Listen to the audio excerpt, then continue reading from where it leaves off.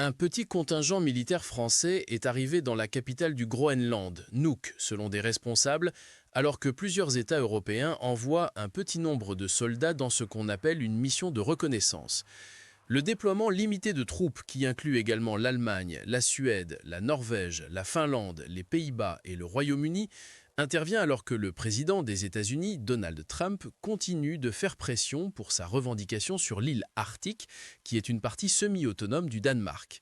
Le président français Emmanuel Macron a déclaré que le contingent initial serait bientôt renforcé par des moyens terrestres, aériens et maritimes. Le diplomate de haut rang, Olivier Poivre d'Arvor, a vu la mission comme l'envoi d'un signal politique fort.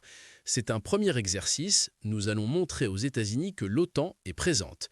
Poivre d'Arvor a déclaré que le déploiement initial français comprenait 15 personnes, quelques heures après que les ministres des Affaires étrangères du Danemark et du Groenland se soient rendus à Washington pour une réunion avec le vice-président des États-Unis, J.D. Vance, mercredi. Après la réunion, le ministre des Affaires étrangères danois, Lars Løkke Rasmussen, a déclaré que bien que les discussions aient été constructives, il restait un désaccord fondamental entre les deux parties et a ensuite critiqué la tentative de Trump d'acheter le Groenland.